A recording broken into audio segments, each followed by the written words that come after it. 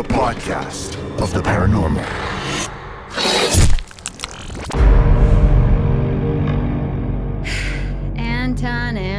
Anton. What? Oh, Anton. Oh, sweet little Anton. Stop, what are you doing? I hate this. Get yourself a napkin, old pal, because you're about to take a big, juicy bite into the tantalizing fruit of mystery. Why do you insist on making everything weird? I gotta be me, baby. Anyway, welcome to Bizarre Yet Bonafide, the podcast of the paranormal. I'm Grace. And I'm Anton. And this week, we return to the story of the unidentified body that disappeared in Hackett Woods, upstate New York. Unidentified until now. So this is the dead body some kids reported seeing, even though there was absolutely no proof. No proof until now. Okay, you're clearly hyped up on some kind of sugary drink right now, so go ahead, get it out of your system. I checked the missing person cases in that area, and you best start calling me Amazing Grace, because you're about to hear the oh-so-sweetest sound of me solving this mystery. You just ruined Amazing Grace for me, which is a beautiful song. You've taken something from me today. That's right, I've done it. Put a face to a name, or a name to a dead body. Anne Radcliffe. She's one of the 2 hikers recently reported missing, presumed dead, in upstate New York. And you know what else is in upstate New York? Hackett Woods. I bet she's our Jane Doe. Okay, so 2 people are missing.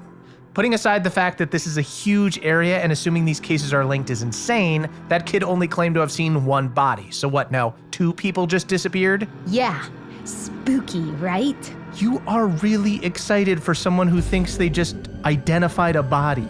Although, I hate to say it, but people go missing all the time, especially in the wilderness. Bears are everywhere, probably.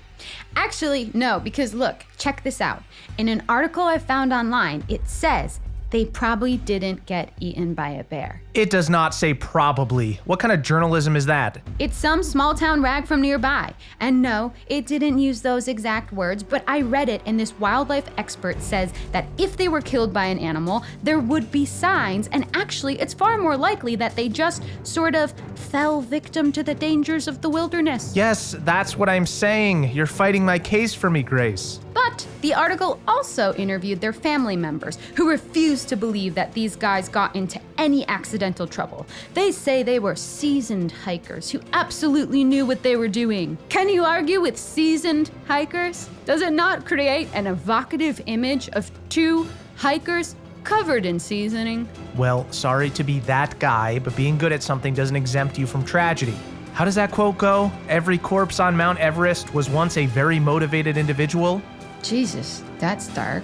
Anton, really? You have to bring it there? I'm sorry. And it doesn't explain how Anne Radcliffe's body was found all alone, not to mention hours later, just disappeared completely. Well, I totally stand by my point that we just can't say for sure she was in those same woods. Why not? You're boring. Well, is there any evidence? Well, no.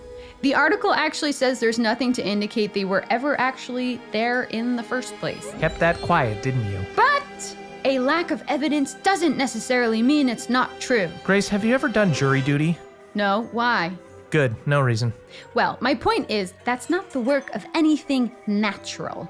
For those of you who missed out on previous episodes, we've been talking about unidentified cryptids in the American wilderness and whether or not they're behind this. Okay, but hear me out. The wildlife expert said no animal could have killed the hikers because they'd have left signs. Well, surely that goes for made-up animals, cryptids as well, right?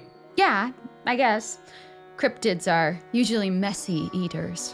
I'm sorry to say, but this feels like the work of a human to me. What was the other hiker's name? Ed Benson. So if they were in the woods, which I'm now aware is a big if, perhaps the largest if I've ever seen, but maybe the hikers got lost, freaked out, and turned on each other. Or one of them lured the other into the woods for a murder-suicide thing. Or maybe Ed wanted to claim Anne's life insurance, so he killed her. He could still be in the woods right now after murdering her and hiding the body. That's a whole lot more terrifying than Bigfoot. Your mind is dark today. It is what it is, Grace. Humans are more messed up than any cryptid out there. Au contraire. I think, in fact, it is what it isn't. Or it isn't what it is. Wait, basically, I don't think it's humans or cryptids. You don't? Nope. Sorry, Bigfoot, but off. Unless you want to get a drink sometime, wink. We've got first-class tickets on the ghost train. Choo-choo!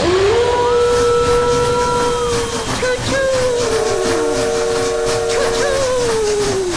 Choo-choo! Do you ever run out of steam? I do not, just like our ghost train, which runs off the energy of spirits of the damned. I'm the train driver. You're the, conductor, I guess, and we are on our way, my friend. Where is this metaphor going? To this, say hello to Grace Corvin, Ghost Investigator. So what, we're a ghost podcast now? I like to think we embrace all sorts of unique paranormal entity here at Bizarre Yet Bonafide headquarters. And by embrace, I mean in any way you want. Wink. Headquarters? This is your apartment. It's got one room and a mold problem. I'm maintaining an illusion.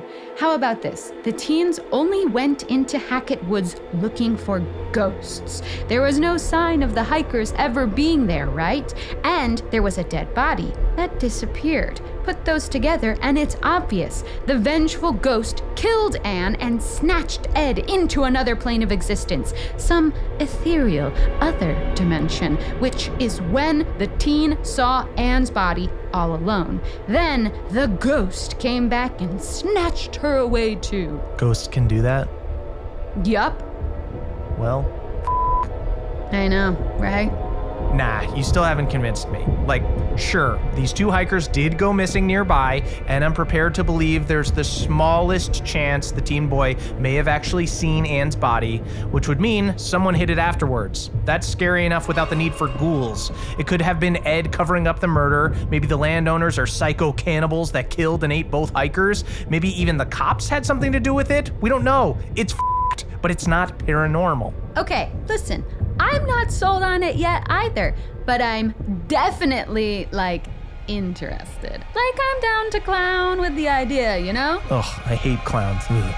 Okay, so what? You're gonna keep looking into ghostly interference rather than find any logical truth behind the disappearing dead body? It's one and the same, my friend. Basically, if this ghost did kill the hikers, we need to know why and how to stop it happening again. Which means I need to dig up some ghost facts. How are you going to do that? From the internet. You better get started then. Type ghosts into a search engine and there are 4,660 million results, not all of them safe for work. Wow, I'll start with those ones then. Whew, keep that page open. I'm diving in. Join us next time, listeners, as we delve into the translucent, ectoplasmic, haunting world of ghosts. Ectoplasmic? What's the matter? You scared? Of you? Yeah, a little. See you next time. Peace out. The Quarry releases June 10th. Subscribe to the Bizarre Yet Bonafide podcast at quarrygame.com/podcast.